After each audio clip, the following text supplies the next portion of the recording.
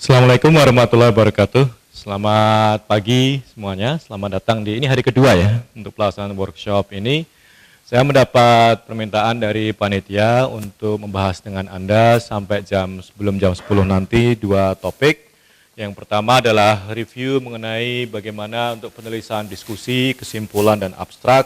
Terus kemudian nanti yang kedua lebih mengenai bagaimana memahami proses peer review dalam sebuah jurnal supaya Anda bisa mengantisipasi apa saja yang harus Anda siapkan kalau Anda akan memasukkan naskah publikasi ini ke sebuah jurnal. Ya. Ini tidak ada barang baru sebenarnya di sini, jadi mungkin lebih sekedar refresh, dan untuk itu saya lebih suka memulai dari apa yang sudah Anda ketahui dulu sehingga kita sekedar menambahkan apa yang perlu gitu. Jadi supaya tidak terlalu berlebihan dalam memberikan materi yang mungkin Anda sudah ketahui. Ya. Jadi kita akan mulai satu-satu. Pertama kita akan mencoba menjawab bersama-sama bagaimana menuliskan bagian diskusi. Nah, kalau dalam pengalaman Anda sebelumnya atau sepengetahuan Anda, poin-poinnya apa ini? Bagaimana kita menulis sebuah diskusi yang baik untuk sebuah penulisan ilmiah? Kalau selama ini, bagaimana? Poinnya.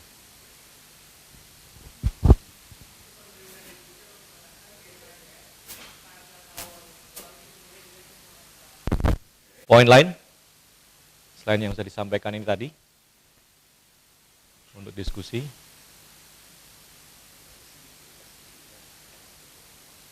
Implikasi kebijakan, terutama kalau ini penelitian mengenai kebijakan ya, dalam arti pada ujung-ujungnya terus so what gitu, implikasinya pada kebijakan apa untuk ini ya. Oke, apa lagi?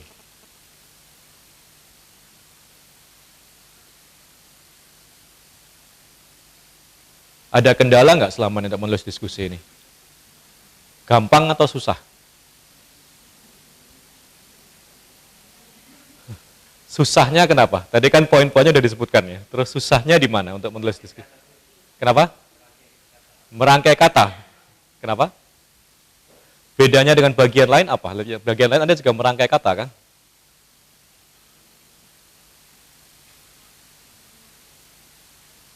Apa bedanya bagian ini dengan bagian lain sehingga Anda merasa kesulitan? Sama-sama merangkai kata, kalau istilahnya merangkai kata ya. Terus poin-poin utamanya tadi sudah dapat gitu untuk ininya. Kendalanya apa yang? Oh. Oke, jadi strukturnya lebih mudah karena ada struktur tujuan pertanyaan penelitian itu yang dijawab begitu untuk. Oke. Iya. Oke.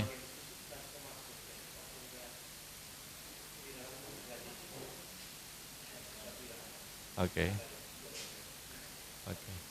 Mengemasnya strukturnya tidak sepakem yang tadi, yang hasil gitu ya. Kalau hasil strukturnya jauh lebih jelas, tapi kalau yang ini sedikit lebih fluid ya. Silakan, Bu.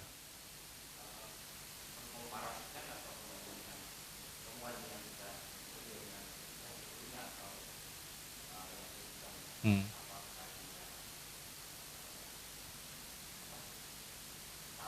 Hmm. Hmm. Hmm.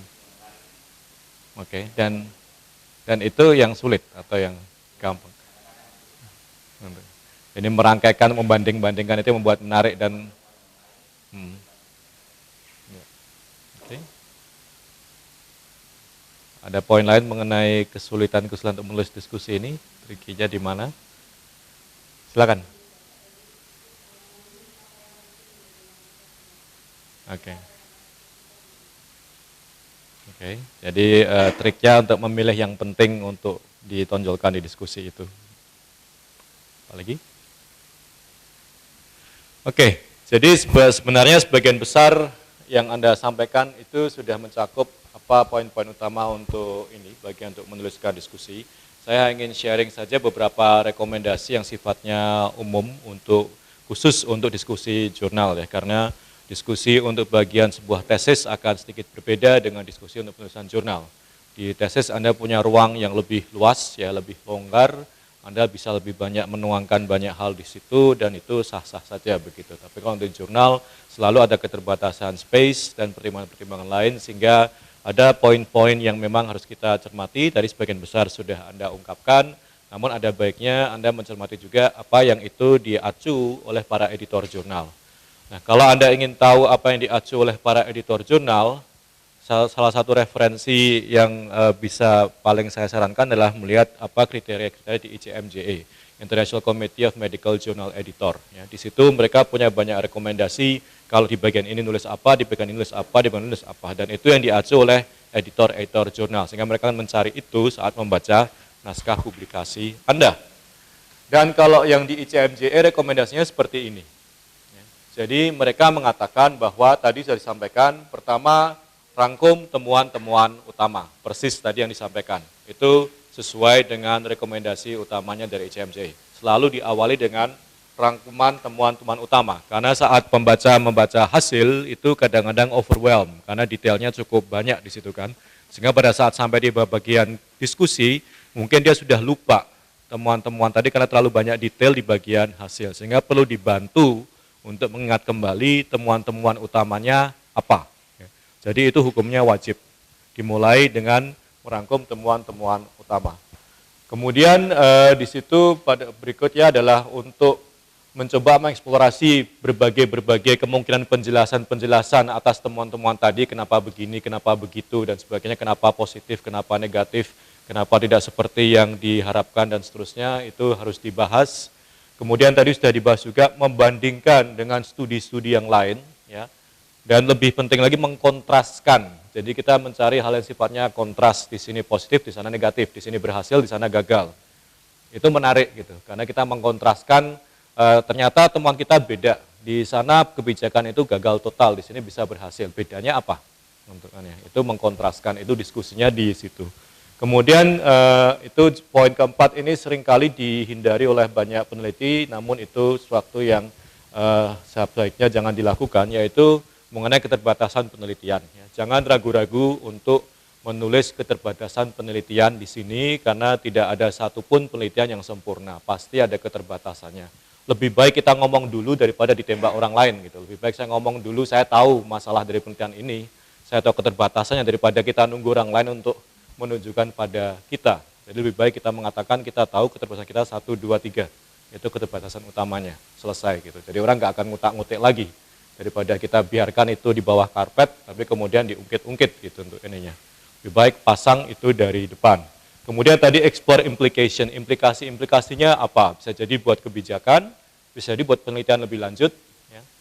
Karena ini adalah satu jurnal artikel, sehingga selain policy implications juga research implicationsnya juga di situ perlu ditekankan. Ya.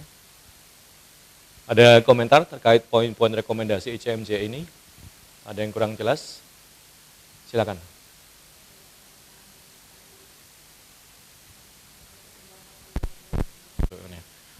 Masalah-masalah di lapangan banyak, gitu. Masalah pengumpulan data dan sebagainya. Tapi itu Anda nggak perlu daftar dari A sampai Z, itu nggak perlu. Semua orang tahu di lapangan itu ada masalah, dan itu di laporan penelitian, di tesis lengkap, Anda boleh nulis seperti itu. Gitu. Tapi kalau di sini orang cuma pengen tahu poin-poin utama apa saja yang harus saya cermati terkait dengan kredibilitas dari penelitian ini, dan terutama kalau saya ingin menggeneralisasikan penelitian ini. Gitu. Jadi internal sama external validity intinya. Ya. Validitas internalnya ini ancamannya apa saja, terus eksternalnya untuk generalisasinya ancamannya apa saja. Sehingga saat menginterpretasikannya dia lebih hati-hati. Intinya cuma itu aja, supaya dia tidak over interpretation, supaya dia menafsirkannya dengan hati-hati. Sehingga Anda perlu memberi dia semacam pointer, setidaknya 3 hal ini Anda harus tahu, supaya Anda saat membaca ini agak hati-hati. Supaya tidak seperti kalau di koran itu kan hasil survei itu kan sering agak bombastis gitu kan, tanpa lihat keterbatasan metodenya gitu. Supaya jangan sampai seperti itu ekstrimnya. Gitu. Ya, bukan semua permasalahan di situ dimasukkan. Tapi yang menurut Anda yang besar-besar, yang itu perlu diketahui pembaca supaya dalam menafsirkannya lebih hati-hati. Itu aja. Ya. Ada lagi di bagian hasil. Dan lebih parah lagi kalau angkanya di hasil itu nggak ada, tapi di pembahasan ada. Itu juga sering agak aneh bin ajaib gitu loh. Ini tadi di hasil nggak bicara, ini kok tahu-tahu di pembahasan muncul angka-angka yang di hasilnya nggak ada, di tabelnya nggak ada. Itu sudah kebalik-balik total gitu untuk ini. Jadi pertama jangan mengulangi, apalagi sampai mengintroduce waktu yang baru sama sekali yang di hasilnya nggak ada. Ya. Ini tidak boleh. Ini rekomendasinya ICMJE. Kemudian mengenai struktur, ya, ada berbagai pendekatan untuk tadi kan dikatakan strukturnya susah ya, karena kalau yang di hasil itu strukturnya jelas. Struktur memang lebih susah karena memang lebih lebar range-nya opsinya ya. Ini ada satu pendekatan yang namanya topik perspektif ya, yang dia merekomendasikan misalnya bisa kita mulai strukturnya itu berbagi berdasarkan komponen. Ya misalnya kalau variabelnya nggak banyak per variabel. Tapi kalau variabelnya 20 ya jangan pakai per variabel karena itu menjadi overwhelming gitu. Tapi kalau Anda cuma bermain 2-3 variabel per variabel mungkin oke. Tapi kalau variabel terlalu banyak Anda bisa main per kategori mungkin untuk ini ya. Kalau Anda variabel itu bisa dikategorikan kan, Anda bisa bahasnya per kategori.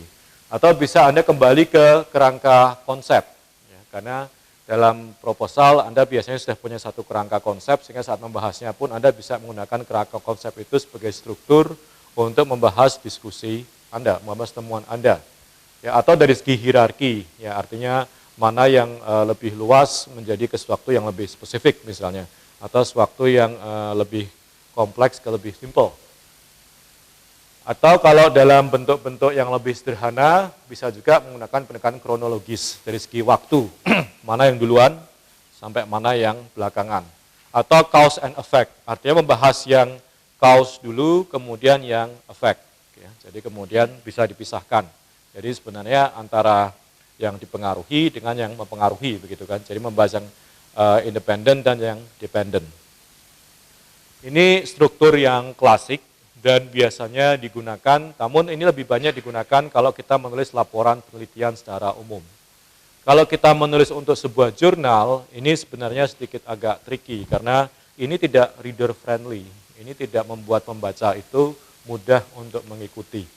Kalau kita menulis untuk sebuah jurnal, ada baiknya kita mempermudah pembaca itu untuk membaca pembahasan kita. Dan untuk itu ada pendekatan yang lain. Supaya pembacanya itu lebih enak untuk masuk ke diskusinya. Di sini misalnya direkomendasikan mulai dengan yang pendek-pendek dulu, baru yang panjang. Artinya kemudian mulai dari yang simple-simple dulu, baru yang kompleks. Mulai dari yang sifatnya familiar dulu, terus kemudian baru yang baru-baru. Mulai dari yang secara umum itu sudah acceptable, kemudian baru yang sifatnya lebih kontroversial. Mulai dari yang lebih penting, kemudian yang kurang penting. Mulai yang sifatnya basic, masuk ke yang sifatnya advance. Mulai yang sifatnya umum, kemudian masuk yang sifatnya spesifik. Ini maksudnya adalah menuntun pembaca supaya dia dari mulai masuk ke bagian diskusi itu, dia perlahan-lahan masuknya. Tidak seperti dibanjiri atau dibombardir dengan sekian banyak informasi yang dia sampai akhirnya kewalahan untuk mendigest informasi itu. Jadi Anda bisa bayangkan kalau dia mulai dengan yang pendek-pendek dulu itu kan enak ya, jadi nggak terlalu susah kan. Kemudian simple-simple saja gitu, sehingga dia bisa masuk gitu. Jadi seperti pembacanya itu digandeng untuk masuk perlahan-lahan. Jadi bukan begitu masuk dia langsung shock gitu, karena kadang-kadang begitu baca paragraf pertama dia udah shock duluan dengan statement-statement yang kompleks, panjang, kontroversial dan sebagainya. Itu sudah bikin orang terkaget-kaget gitu, sehingga membuat orang kemudian akhirnya mungkin malah tidak meneruskan membaca gitu. Tapi kita ingin dia membaca sampai tuntas, sehingga permudahlah buat dia untuk membaca. Tuntun dia perlahan-lahan untuk masuk ya, dari mulai yang simple ke yang kompleks, dari mulai yang pendek ke panjang, kemudian dari mulai yang familiar, kontroversial dan seterusnya. Itu struktur yang mencoba untuk mempermudah bagi pembaca untuk masuk dalam diskusi kita. Ini beberapa prinsipnya. Kemudian secara umum juga jangan kita memaksa pembaca untuk membaca semuanya secara kronologis. Apalagi kalau Anda punya studi kualitatif yang cukup panjang dan seterusnya, jangan dipaksakan dia harus baca urut secara kronologis ya, untuk ininya. Karena itu memaksakan. Jadi memang kita harus memilih poin-poin utamanya saja. Tadi yang penting dan yang baru, bukan semuanya secara kronologis tadi. Ya. Kemudian juga struktur setiap paragraf ya itu dibuat sedemikian rupa sehingga sebenarnya pembaca itu cukup membaca kalimat pertama itu sudah selesai. Artinya di kalimat pertama paragraf itu adalah pesan utamanya. Seperti kalau Anda membaca koran. Kalau Anda membaca koran itu mereka pakai sistem piramida terbalik. Pesan utamanya selalu di kalimat pertama. Ya kan? Kemudian Anda nggak meneruskan pun Anda nggak apa-apa gitu, karena yang paling bawah biasanya udah nggak penting-penting banget gitu, karena pesan utamanya ada di atas. Di awal-awal paragraf, itu cara jurnalisme. Selalu membuat itu di atas karena tahu atensi orang itu terbatas. Dia pegang ke depannya, kemudian dia mulai menyurut. Terus dia mulai lagi, dia dapat, kemudian dia menyurut. Sehingga selalu tekankan poin utamanya di paragraf pertama, bawahnya itu lebih ke arah argumentasi sama uraian dari poin utama tadi. Jadi, convey in the first sentence what you want readers to remember. Jadi, kalimat pertama itulah apa yang Anda ingin pembaca ingat. Yang jangan sampai lupa. Itu kalimat pertamanya. Kemudian fokus pada apa yang betul-betul terjadi. Kemudian untuk remainder of the paragraph itu sebatas informasi yang untuk lebih meyakinkan pembaca atas pesan utamanya tadi. Dengan tadi melihat dibandingkan dengan studi lain, ada dukungan, argumentasi, dan sebagainya. Tapi intinya kalimat pertama itu yang pesan utama yang menurut Anda jangan sampai lupa. Itu yang dipegang. Bisa diikuti sampai di sini? Ada yang kurang jelas? Silakan. Maksudnya berarti bukan struktur bagian diskusi, tapi struktur paragrafnya dalam diskusi untuk ini. Kalau dalam diskusinya kita merekomendasikan kontroversial di belakang. Kalau dalam flow diskusinya ya. Jadi kan temuan-temuan Anda itu kadang-kadang kan bervariasi. Ada yang itu mungkin biasa-biasa saja, ada yang itu kontroversial gitu untuk ininya. Nah, dalam hal ini kita, jadi yang pertama adalah tadi kita memang merangkum semuanya dalam temuan-temuan utamanya, satu paragraf selesai gitu. Tapi jadi mereka sudah tahu sebenarnya mana yang itu kontroversial enggak, itu di paragraf pertama. Terus kemudian paragraf berikutnya itu adalah mulai dari yang umum-umum dulu, baru yang kontroversi, dari yang sebanyak acceptable, kemudian tidak. Nah, untuk masalah hook itu tadi, untuk awal kalimat pertama itu, kalau itu setiap kali itu diawali dengan hal yang kontroversial, itu kadang-kadang overdoing it. Jadi kadang-kadang pembaca malah menjadi capek kalau setiap paragraf itu diawali dengan kontroversi ya untuk ini ya. Sehingga itu juga malah tidak terlalu direkomendasikan, karena malah membuat mentally fatigue untuk Anda selalu ditembak dengan ini. Yang sebenarnya kita tidak ingin dia selalu terprovokasi, kita ingin dia ingat untuk ininya.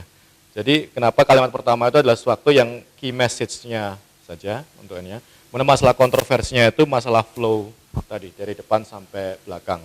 Tapi kalau setiap paragraf Anda upayakan dibuka dengan statement yang kontroversial itu bisa jantungan gitu orang itu, dak. Itu malah capek itu secara mental untuk ininya. Kontroversi cukup 1 atau 2, tapi kalau ada 5 paragraf semuanya diawali kontroversi itu capek membacanya untuk ini. Ya, itu lebih dari perspektif pembaca ya. Memang kita inginnya seperti membuat itu seksi gitu kan, dibikin kontroversi. Tapi sebagai pembaca Anda bisa merasakan kalau seperti film yang langsung selalu full action, fast pace dari depan sampai belakang, tuh tak.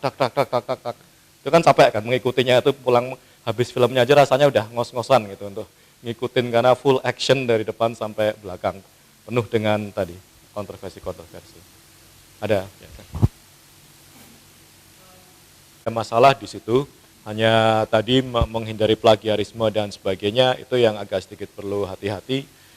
Ya, tapi kalau dalam konteks ini seharusnya Anda tidak terjebak sampai ke sana ya, karena Anda hanya ambil argumentasinya saja kan, flow-nya saja kan, bukan angka-angka atau statement-statementnya, tapi lebih ke arah strukturnya. Kalau strukturnya tidak ada unsur plagiarisme. Tapi kalau Anda mengambil statement-statementnya, Anda copy-paste, itu nanti bisa ke arah sana. Tapi kalau dari flow sih nggak ada masalah dan justru itu direkomendasikan. Jadi Anda bisa mencari model-model artikel yang menggunakan struktur seperti ini, contohnya seperti apa, plug gitu, ya udah. Terus Anda ganti, nggak masalah. Yang penting adalah kalau Anda melakukan seperti itu, kunci pertama dari sebuah naskah publikasi adalah revisi terus. Sehingga Anda akan semakin jauh dari plagiarisme. Semakin banyak revisinya, semakin jauh dari plagiarismenya. Ya. Tidak ada satu artikel pun di jurnal yang ditulis dalam 1 kali. Saya jamin itu enggak ada. Minimal direvisi 20 kali. Untuk ini. Kalau enggak bakalan tembus. Karena coba Anda tulis sekarang, Anda baca sendiri besok pagi, pasti Anda revisi kan? Pasti. Mesti Anda merasa enggak mutu gitu, apa yang saya tulis kemarin. Lagi dibaca lagi, Anda revisi lagi, sampai saatnya Anda jenuh, ya kasih ke orang lain. Dia akan merevisi lagi sampai aset itu seperti alat kualitatif gitu, sampai saturated, sampai dia merasa ini sudah good enough. Itu tugasnya mentor Anda sebenarnya. Jadi kalau Anda Tapi jangan sekali-kali memberikan draft pertama, zero draft ke mentor Anda. Itu tidak menghargai namanya, karena draft pertama itu tidak untuk dibaca. Tidak layak baca biasanya untuk ini. Jadi itu sesuatu yang nanti melanggar etika, kalau Anda baru nulis malam ini, besoknya Anda kasihkan gitu, karena itu pasti not readable. Untuk ini. Sesuatu yang readable itu pasti sudah minimal Anda revisi minimal 3-4 kali lah, itu Anda revisi, baru Anda kasihkan ke mentor Anda. Kalau enggak, Anda mesti cuma akan dimaki-maki aja, ini apa-apaan ini. Untuk ini. Nggak mutu sama sekali, langsung dicoret-coret merah semua dan sebagainya. Untuk amannya Anda harus minimal internal sendiri revisi, jangan zero draft masukin gitu. Itu kecuali kalau dia sangat maksa saya di zero draft nggak apa-apa. Kalau dia bilang sendiri ya sudah, dia tahu konsekuensinya gitu. Tapi kalau dia nggak bilang, dia itu mengharapkan suatu draft yang readable untuk ini. Kalau dia nggak meminta itu untuk ini. Jadi selalu revisi kita sendiri baru revisinya orang lain. Oke, bisa dipahami maksudnya? Oke, jadi ini yang untuk diskusi, kemudian sekarang kesimpulan. Ya. Kenapa? Hasil. Bedanya dengan hasil apa, Bu? Di hasil kan ada bagian hasil. Terus kesimpulan ini bedanya dengan hasil apa? Kalau yang hasil tadi nggak berdasarkan tujuan, yang di bagian hasil. Ya, tapi strukturnya juga mengikuti tujuan kan di hasil itu untuk ini. Apa bedanya di sini antara hasil dengan kesimpulan? Apakah hak kesimpulan itu hanya mengulangi hasil? Tadi di diskusi juga ada temuan-temuan utamanya kan? Apa bedanya di situ? Ada hasil, ada temuan-temuan utama, ada kesimpulan. Apa Pak?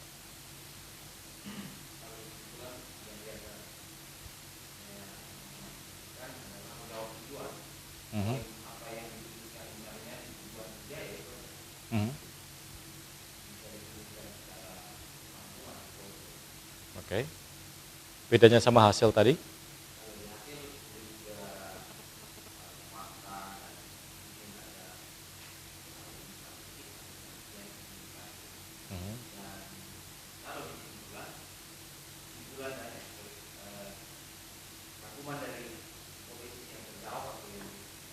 Rangkuman hasil berarti. Oke, ada pandangan lain?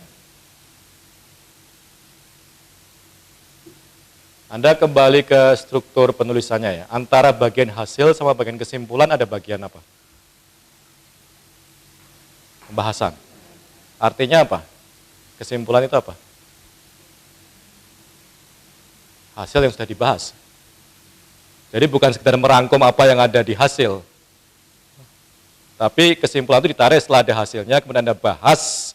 Jadi bahasannya itu masuk dalam kesimpulan. Jadi pembahasannya bukan suatu penambahan penderitaan saja. Kalau ini cuma menyimpulkan hasil, berarti kan pembahasannya kan hanya penderitaan saja kan. Buat apa? Berarti Anda bypass begitu saja, nggak usah dibahas lah. Saya udah tahu kesimpulannya. Bukan itu maksudnya. Jadi hasil memang temuan-temuannya apa tadi sudah ada. Jadi kalau yang disampaikan tadi sebenarnya itu ada yang di bagian awal pembahasan tadi. Summary of main finding. Itu adalah temuan-temuan utama untuk menjawab tujuan penelitian. Itu ada di paragraf pertama pembahasan. Tapi kemudian kan dibahas dengan membanding-bandingkan, dengan melihat keterbatasan dan sebagainya, sehingga baru kemudian Anda menyimpulkan, karena kesimpulan itu kan bukan hanya berdasarkan kemaknaan statistik toh, ya kan? Statistik, ya. Kemudian kemaknaan praktis, kemudian kemaknaan teoritis. Jadi kesimpulannya itu harus 3 stream itu jadi satu. Tidak bisa hanya karena P kurang dari 0,5 maka ini bermakna. Itu bukan kesimpulan. Kesimpulan itu bukan bermakna atau tidak bermakna. Karena kalau seperti itu kan berarti kalau penelitian dari semua hipotesis kesimpulannya kan cuma bermakna atau bermakna, terbukti atau tidak terbukti untuk ininya. Bukan itu maksudnya. Tapi apa? Dengan kemaknaan seperti itu, apakah itu secara praktis memang bermakna atau tidak gitu. Secara teoritis apakah itu memang juga bisa dijelaskan untuk ini. Penjelasannya bagaimana? Baru Anda itu rangkum jadi satu untuk ini. Ya. Jadi tidak ada di kesimpulan itu angka P kurang dari 0,05 itu tidak ada. Itu berarti belum disimpulkan, berarti itu masih hasil untuk ini. Bisa dipahami maksudnya? Ya. Tapi memang itu yang seringkali miss, ya seringkali pembahasannya itu berbuih-buih tapi ternyata tidak mempengaruhi rangkuman dari hasil tadi karena tidak mencoba untuk memeras apa dari segi kemaknaan praktis sama kemaknaan teori. Bisa jadi sewaktu itu statistik sangat bermakna, namun secara praktis nggak ada artinya begitu untuk ininya. Ya misalnya kalau secara klinis paling mudah sebagai contoh obat, kalau Anda membandingkan dua obat anti hipertensi, bisa jadi yang satu menurunkan dari 180 ke 170, yang satu menurunkan ke 180 ke 175. Kemaknaannya secara statistik bermakna. Tapi secara klinis ada maknanya enggak? Antara obat yang bisa menurunkan 180 ke 170 sama 180 ke 175. Secara klinis tidak bermakna itu. Tidak, secara praktis enggak ada artinya untuk ini. Meskipun secara statistik mungkin bermakna untuk. Tapi terus Anda simpulkan so what untuk ini. Meskipun secara statistik bermakna tapi efeknya kan ternyata enggak besar. Itu praktikal. Dari segi praktisnya, kemaknaannya, practical significance-nya seperti apa. Sama dengan kebijakan, ya. Anda mencoba evaluasi dua kebijakan atau dua intervensi yang berbeda, di satu tempat Anda mengatakan lebih baik daripada yang lain, tapi lebih baiknya itu seberapa besar. Ternyata bedanya beda tipis gitu, ya sudah, itu meskipun secara statistik bermakna ya, secara praktis tidak akan terlalu berdampak untuk ini. Ya. Jadi elemen-elemen itu harus Anda masukkan kalau Anda menyimpulkan, bukan hanya dari segi hasilnya saja, tapi dari segi praktis sama teoritisnya harus masuk di situ. Kenapa itu dibahas? Karena itu. Karena kita ingin membahas bagaimana ini dari perspektif teori dan praktek. Bisa ditangkap maksudnya? Bisa diikuti? Ya, ada yang kurang jelas? Ya. Tapi dari masing-masing itu, apakah memang bermakna secara statistik, teoretik, praktek untuk ini ya? Dari masing-masing itu. Namun ini Anda agak sedikit terjebak dengan struktur tesis lagi ya, yang tujuannya itu macam-macam gitu untuk ininya. Dalam satu studi yang di artikel jurnal biasanya tujuannya cuma satu atau dua gitu. Jarang Anda punya beberapa tujuan. Biasanya Anda akan pecah menjadi beberapa paper. Tapi jarang satu paper yang punya sekian banyak tujuan untuk ini. Lebih rekomendasikan lebih satu. Kalau saya paper-paper saya sebagai saya kalau saya tulis itu isinya cuma satu tujuannya untuk ini. Tapi kalau Anda bicara tesis ya. Untuk ini bahwa kadang-kadang ada beberapa tujuan, tapi satu disertasi itu kan sering kita break menjadi 5 publikasi untuknya, karena kalau ada beberapa terlalu berat untuk satu paper. Ya. Jadi biasanya kesimpulannya ya cuma 1-2 saja untuk ini, tidak banyak-banyak.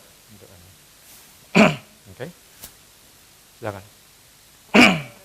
Tapi kalau disertasi itu kompleks, terus memang terdiri dari beberapa komponen, jadikan satu tidak akan mungkin. Untuk ini. Jadi tergantung konteksnya harus dilihat disertasinya itu seperti apa, tesisnya untuk ini. Kalau memang tesisnya cuma menjawab satu tujuan, mau dipecah menjadi berapa gitu untuk ini. Atau memang nggak ada subkomponen. Tapi kalau Anda melakukan satu studi yang terdiri dari beberapa komponen studi, misalnya ada komponen kuantitatifnya, kualitatifnya, dan sebagainya macam-macam, ada beberapa sub-sub-sub, ada beberapa pesan utama, kalau Anda jadikan satu, nggak masuk akal. Untuk ini. Tapi kalau memang studi itu simple, hanya ada 1-2 tujuan dari awal, tidak banyak variabelnya, Anda pecah-pecah, nggak masuk akal untuk ini ya. Bisa dipahami maksudnya Bu untuk ini. Ya. Jadi itu konteksnya pada studi yang ini apa, seperti apa. Ya, karena kalau misalnya skripsi mahasiswa S1, ya nggak akan mungkin dipecah-pecah untuk ini ya. Tesis bisa jadi, bisa enggak. Disertasi kemungkinan besar iya. Kalau itu disertasi yang berbobot ya. Tapi kalau ya yang abal-abalan juga banyak juga, tergantung untuk ini. Tapi kalau yang berbobot, misalnya kalau disertasi saya itu 8 publikasinya pecah, bisa untuk ini ya. 8 artikel jurnal untuk ini ya. Karena itu campuran dari sekian banyak penelitian untuk ini. Nah, kalau memang cuma satu penelitian ya mau diapakan, nggak bisa dinikan. Ya. Tapi kalau kita lihat S3 yang di luar rata-rata itu bisa keluar sekitar 4-5 publikasi per disertasi. Untuk ini. Jadi tergantung konteks disertasinya. Ada poin lain? Nah, salah satu hal yang perlu dicermati adalah banyak jurnal yang tidak punya bagian kesimpulan. Kalau di jurnal-jurnal yang tidak ada, itu mereka merasa kesimpulan itu hanya mengulang-ulang apa yang ada di pembahasan. Karena di pembahasan itu kan ada mulai dengan temuan-temuan utama, kemudian Anda bahas. Jadi seharusnya kalau pembahasannya itu baik, itu sebenarnya sudah mengarah ke satu kesimpulan, tanpa harus ada bagian kesimpulan tertentu. Ada jurnal yang menganggap pokoknya paragraf terakhir di bagian pembahasan, yaitulah yang namanya kesimpulan. Banyak yang seperti itu. Jadi jarang Anda temukan yang punya section conclusion kalau di jurnal. Karena mereka punya keterbatasan space ya, sehingga mereka untuk efisiensi, ya sudah, the last paragraph is the conclusion, that's it. Gitu. Nggak ada kesimpulan pointer gitu untuk ini. Nah sehingga tidak banyak rekomendasi ya, mengenai ini. Yang dari ICMJE cuma ini aja. Mereka cuma menyatakan yang penting menghubungkan antara kesimpulan dengan tujuan. Itu Anda sudah tahu kan untuk ininya. Kemudian yang lebih penting lagi menghindari statement-statement yang tidak ada justifikasinya dan tidak didukung oleh data. Itu saja. Kalau untuk kesimpulan. Yang penting ini terkait dengan tujuan dan semuanya didukung oleh data dan terjustifikasi dalam pembahasannya. Itu poin utamanya kalau dari ICMJE. Kemudian beberapa tips praktis adalah bahwa ini di kesimpulan ini biasanya kita mengeluarkan apa outcome yang paling penting. Ya mungkin outcome kita banyak, keluaran kita banyak, temuan kita banyak, tapi kita mengeluarkan yang paling penting di kesimpulan itu. Kemudian kita menginterpretasikan itu pada level yang lebih abstrak kalau di kesimpulan itu. Ya, kalau yang di pembahasan tadi bisa agak sedikit praktis, namun di sini agak sedikit high level, lebih abstrak. Terus juga di sini untuk menunjukkan seberapa jauh kita sudah menjawab permasalahan yang kita tuangkan di bagian introduction yang kita paparkan di depan itu untuk ininya. Ya. Kemudian ini juga di tempat di mana kita menampilkan apa maknanya temuan-temuan kita bagi pembaca, dan yang lebih penting adalah membuat kesimpulan ini suatu yang menarik dan mudah diingat. Karena ini adalah di bagian di mana Anda say goodbye. Kalau Anda ingin berpisah, itu kan Anda ingin memberikan kesan yang baik dan memorable kan untuk ininya. Jadi di sini Anda bersalaman dengan pembaca, sebelum Anda salaman, pesannya apa? Di sinilah kesimpulan itu. Jadi membuat sesuatu yang memorable dan menarik untuk dibaca oleh mereka, dan di sini juga bisa Anda memasukkan ide mengenai apa yang masih atau harus dilakukan. Masih dalam arti Anda rencanakan bahwa setelah ini rencana kami adalah untuk ini. Itu bisa jadi kalau memang masih dimungkinkan. Tapi poin yang terpenting sini adalah membuat perpisahannya tadi menjadi sesuatu yang menarik, memorable, sehingga orang meninggalkan menutup artikel itu dengan satu kesan yang mendalam dan membawa satu pembelajaran yang dalam. Itu salah satu kunci dari conclusion. Kalau dari segi pointer teknisnya nggak banyak, tapi secara filosofis maknanya dalam, bahwa itu Anda bersalaman, selamat tinggal, terima kasih sudah membaca, jangan lupa ini. Nah, itu intinya seperti itu untuk ininya. Oke. Ada yang kurang jelas untuk ini? Nah, ada beberapa hal yang sifatnya itu makruh. Artinya sebaiknya dihindari kalau Anda menulis bagian ini. Pertama, jangan menulis ulang abstrak. Ya. Karena seringkali kesimpulannya itu mirip-mirip dengan apa yang disampaikan di abstrak. Kesimpulan bukan abstrak. Kemudian di situ jangan memasukkan argumentasi baru atau ide baru, apalagi data baru di kesimpulan. Itu sama sekali bukan tempatnya, ya, karena semuanya sudah di pembahasan. Kemudian jangan minta maaf di sini. Mohon maaf atas segala kekurangan kami dan sebagainya. Kami tahu ini masih banyak kekurangan. Mohon saran penyempurnaan dan sebagainya. Forget it. Indonesia banget gitu. Nggak usah pakai bahasa basi di sini untuk ininya. Semua tahu sudah penelitian pasti ada kekurangan, pasti ada kelebihan. Itu sudah otomatis dimaafkan gitu. Kecuali kalau Anda membuat dosa besar gitu untuk ininya. Monggo Bu Siwi. Jadi nggak usah repot-repot untuk nyuwun sewu, mohon maaf, nyuwun pakumunten. Forget it. Itu nggak penting banget kalau di sini, sama sekali nggak ada hubungannya untuk sebuah kesimpulan. Kemudian tadi jangan memasukkan evidence, kuotasi kalau kualitatif atau statistik di bagian ini. Tidak ada itu di sini, itu tempatnya di bagian lain, itu di bagian hasil ya untuk ini. Tapi jangan di kesimpulan masih ada angka-angka yang aneh-aneh di situ, nggak ada. Ini berarti belum disimpulkan. Kalau masih ada angka di situ berarti belum disimpulkan. Titik, gitu aja.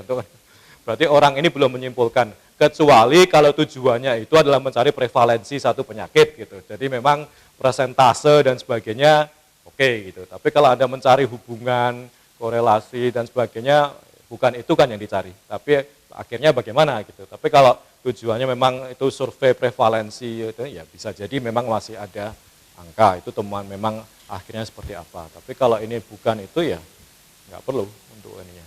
Ya. Oke. Dan jangan khawatir, jangan takut untuk menulis satu bagian kesimpulan yang sangat pendek. Semakin pendek semakin baik. Ini kebalikan dari keyakinan banyak orang yang merasa nggak mantap kalau kesimpulannya pendek gitu, merasa kurang berbobot untuk ininya. Justru malah kalau di sini sependek-pendeknya. Kalau itu bisa satu kalimat cukup. Kalau Anda bisa melakukan itu. Jadi jangan dipanjang-panjangin karena ini orang sudah capek membacanya. Ini kan bagian terakhir kan. Jadi orang membaca itu sudah panjang gitu, di sini itu sudah letih gitu. Jadi secepat-cepatnya Anda salaman, jangan salaman sambil ngobrol. Kalau orang Jawa pamitan agak sambil ngobrol gitu kan. Sudah pamit tapi masih sambil jalan, sambil ngomong. Akhirnya 1 jam kemudian baru berangkat gitu untuk ininya. Tapi kalau ini maksudnya pamit ya sudah, terima kasih, pesan-pesannya apa, dadah, selesai gitu. Untuk ini. Jadi ini perpisahan yang serba cekap gitu. Jadi jangan terlalu bertele-tele, jangan terlalu berbahasa basi dalam kesimpulan ini. To the point. Tak, selesai, thank you, goodbye. Untuk ini. Ya. Jadi itu untuk bagian kesimpulan. Nah, ada beberapa tipologi kesimpulan yang menjengkelkan reviewer, karena ini kesimpulan-kesimpulan yang sifatnya generik dan konyol. Misalnya adalah kesimpulan, that's my story, I'm sticking to it. Jadi mungkin dia punya satu hipotesis, namun akhirnya datanya tidak mendukung, tapi kesimpulannya tetap mendukung hipotesisnya. Atau pokoknya ngeyel gitu istilahnya. Ini kesimpulan yang waton ngeyel kalau dalam bahasa Jawanya. Dalam arti sebenarnya temuannya itu nggak ke arah sana, tapi dibikin-bikin kesimpulannya ke arah sana. Itu masih bisa kita temukan. Ini sesuatu yang menjengkelkan. Ini kok ngeyel banget tuh ini penulisnya, ini udah tahu bahwa tidak ke arah sana. Kemudian ada yang sifatnya kayak Sherlock Holmes, jadi seperti ingin punya surprise di belakang, bahwa di depan itu nggak ada juntungnya, atau ada sesuatu yang duer di belakang, karena ingin, mungkin terlalu banyak baca novel gitu, jadi inginnya itu ada kejutan.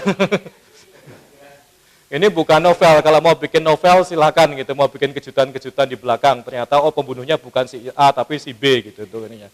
Tapi kalau seperti ini, kesimpulannya, kepentingan penulisannya itu bukan untuk membuat orang terkaget-kaget, tapi ingin menunjukkan saya melakukan satu penelitian yang bisa dipertanggungjawabkan dan bisa justifikasi, itu secara ini. Bukan saya punya temuan yang ini loh, surprise nanti di belakang.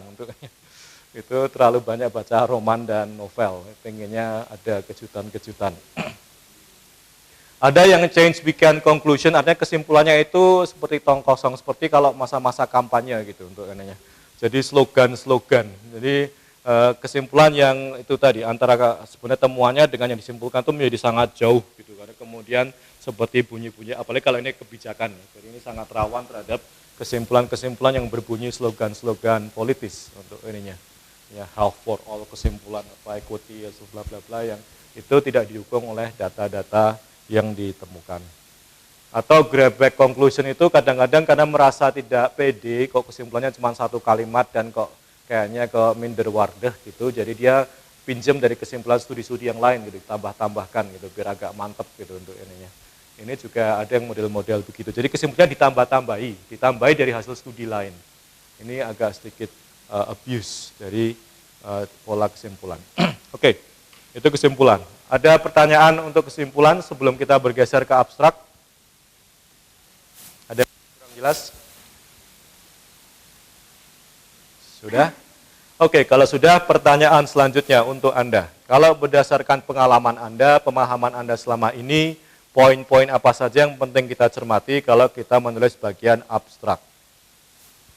Kalau di jurnal, kadang-kadang bagian kesimpulan saja nggak ada tadi, yang seperti saya sampaikan. Jadi hanya pembahasan saja, terus kemudian ada, dalam pembahasanmu sudah ada implikasi-implikasinya, begitu tentunya.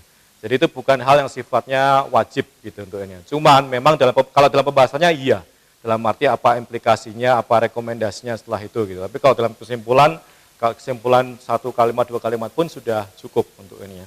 Tapi kalau kembali ke tesis atau disertasi, iya, biasanya ada kesimpulan, ada saran untuk ini. Ya. Jadi jangan sampai di bagian belakang artikel Anda itu ada judul kesimpulan dan saran. Karena hampir nggak ada struktur jurnal yang seperti itu. Bahwa ada conclusion and recommendation itu jarang sekali. Ya.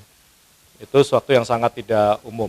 Meskipun ya mungkin Anda ada 1-2 jurnal yang sangat spesifik yang pengen ada recommendation ya. Tapi 90% jurnal yang kita ketahui nggak ada bagian recommendation-nya untuk ininya. Tapi yang penting Anda lihat instruction for author. Mereka minta apa. Jadi yang saya tampilkan ini adalah sifatnya generik. Tapi pada akhirnya tergantung maunya jurnal yang ada 7. Dia bilangnya dia minta apa, ya sudah turuti saja. Kalau Anda mau masuk ke sana, kalau enggak ya sudah, berarti nggak mau masuk ke sana untuk ininya. Jadi kalau dia minta ada kesimpulan, ya kasih kesimpulan. Dia nggak mau ada bagian kesimpulan, nggak usah ada bagian kesimpulan, ikuti saja maunya. Kalau memang mau masuk ke jurnal tersebut, kita harus menyesuaikan dengan yang kita tuju. Untuk ininya. Ya. Kalau Anda nulis untuk tesis, ya ikuti pedoman tesis, ya kan? Tesisnya bilang ada kesimpulan saran, kasih kesimpulan dan saran untuk ininya. Jadi ikuti saja ini tujuannya untuk apa, formatnya seperti apa. Karena tidak ada yang sifatnya 100% universal untuk ininya. Nah kalau untuk abstrak apa? Setahu Anda secara umum bagaimana untuk tulisan abstrak? Kenapa? Ada latar belakang, IMRD, oke. Apa lagi? 200 kata, tergantung lagi. Itu sangat-sangat tergantung lagi sama jurnalnya. Apa lagi?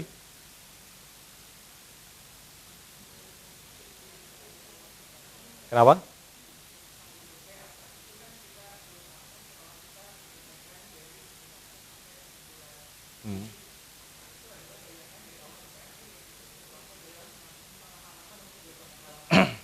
Ya.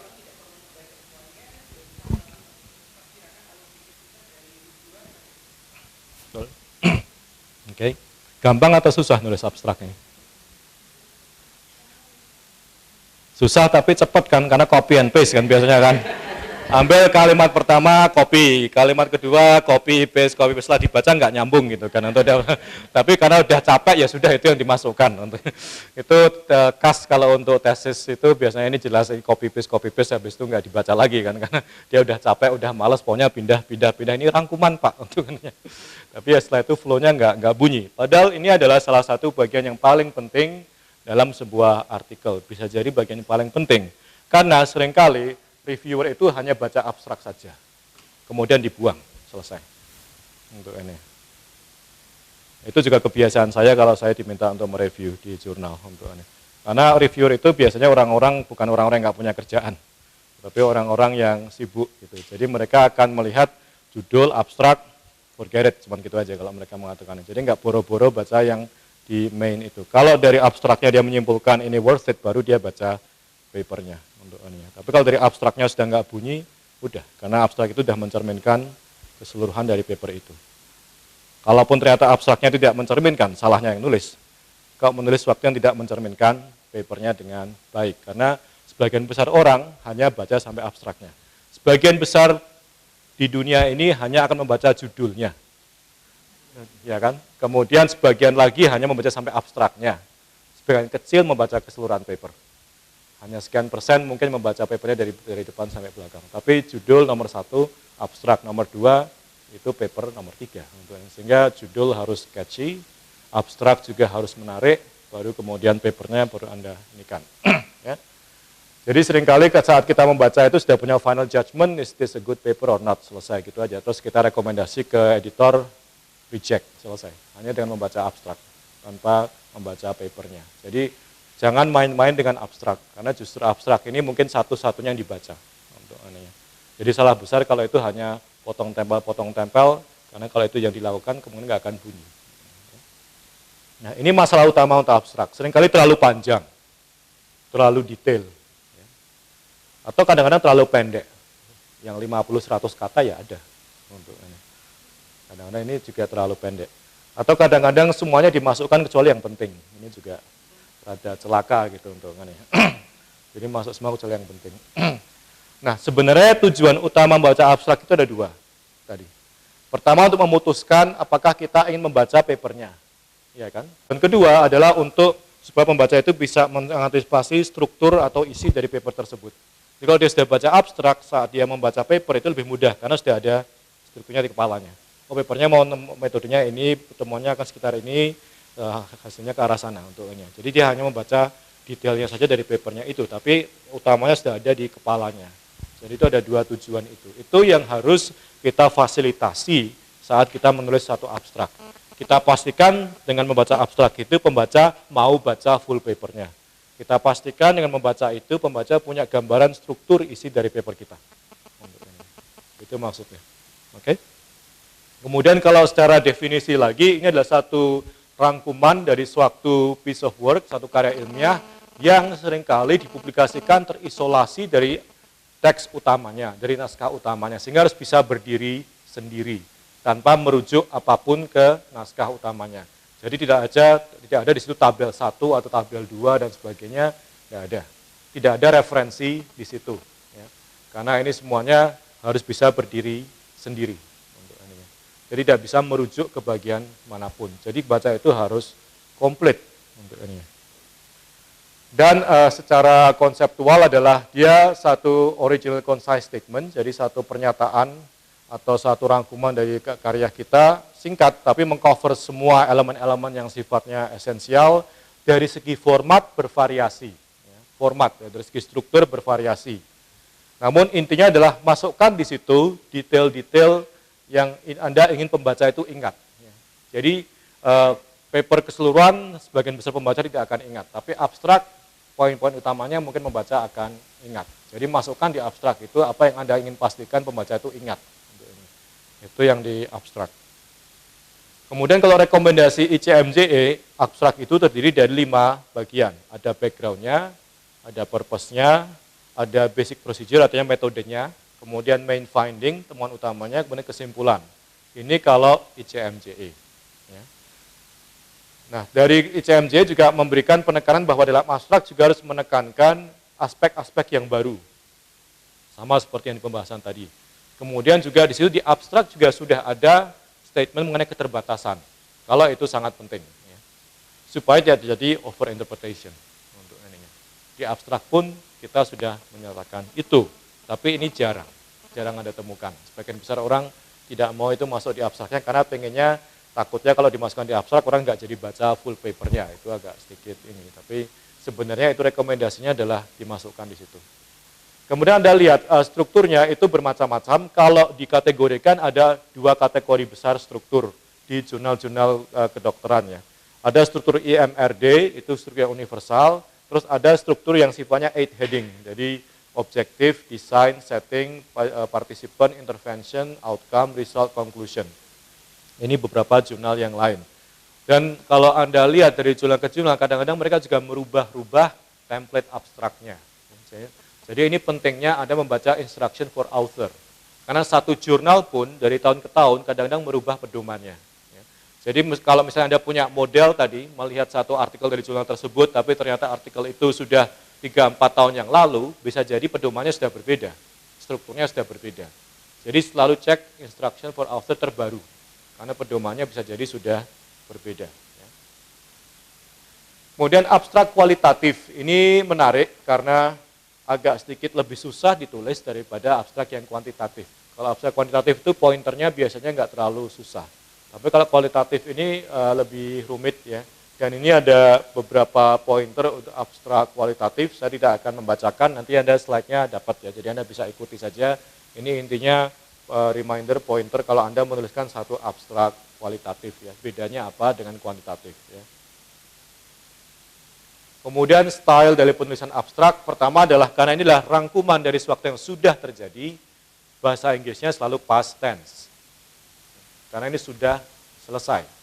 Jadi tidak ada lagi yang baru akan dilakukan, we will study this, we will study that, nggak ada. Karena ini sudah lewat semua. Harus bisa berdiri sendiri, fokus untuk merangkum hasil. Jadi yang namanya background itu cukup 1-2 kalimat saja kalau di abstrak. Background itu sangat terbatas. Ini yang sering kali kebalik kalau kita baca abstrak 50% background. Karena bingung yang bawahnya mau nulis apa gitu. Jadi akhirnya dibanyak-banyakin backgroundnya gitu biar mantap. Padahal background itu cuma 1-2 kalimat selesai, nggak perlu macam-macam di situ. Yang justru diinginkan adalah hasil. Utamanya adalah bagian hasilnya, yang porsi besarnya ya. Porsi backgroundnya itu pendek. Dan apa yang Anda tulis di abstrak harus konsisten dengan apa yang Anda tulis di paper. Ya.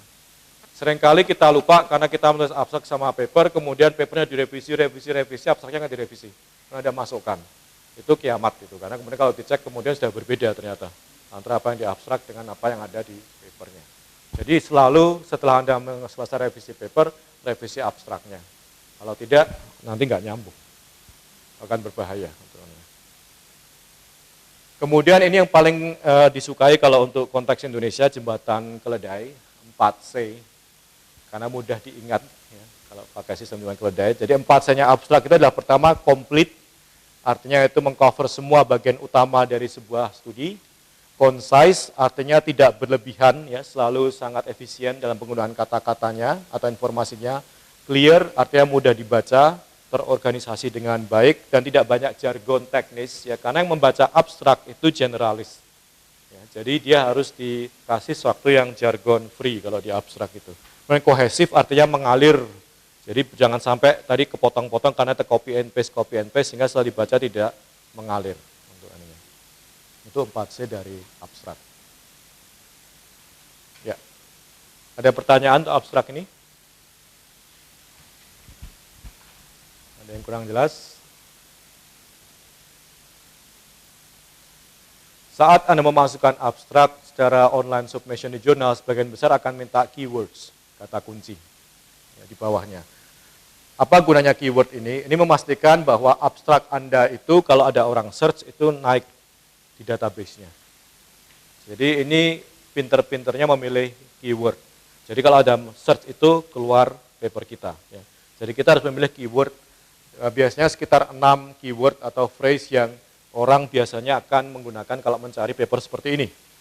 Kalau untuk yang ini berkaitan dengan kedokteran atau kesehatan secara umum, bisa menggunakan MASH, ya, Medical Subject Heading. Anda bisa lari ke websitenya NLM atau PubMed, di situ namanya daftarnya MASH. Medical Subject Heading artinya kata kunci yang standar digunakan. Untuk health policy apa, untuk health management apa, itu ada kata kunci yang standar. Sehingga kalau menggunakan itu tajam. Tapi kalau Anda ngarang sendiri, seringkali nanti nggak ketemu. Kalau kita ngarang kata kunci sendiri. Dan gunakan kata kunci tersebut dalam abstraknya. Itu yang seringkali orang lupa. Jadi ini ada kata kunci, tapi di abstraknya itu nggak ada. Di judulnya nggak ada, di abstraknya nggak ada, terus kenapa ini jadi kata kunci begitu? Ini namanya bukan keywords. Kalau itu namanya keywords, harusnya itu muncul entah di judulnya atau di abstraknya. Sehingga kadang-kadang search system itu dia search-nya kadang-kadang di keywords-nya, kadang-kadang di title-nya, kadang-kadang di abstraknya. Sehingga keyword yang sama itu harus bisa ditemukan di abstraknya atau kalau perlu ada juga yang di judulnya. Sehingga saat searching itu tajam untuk ini ya. Itu untuk mempermudah. Ya. Oke, jadi itu terkait dengan keywords. Yap, itu selesai untuk diskusi, kesimpulan, dan abstrak. Masih ada hal yang ingin ditanyakan, diskusikan sebelum kita bergeser ke topik yang selanjutnya?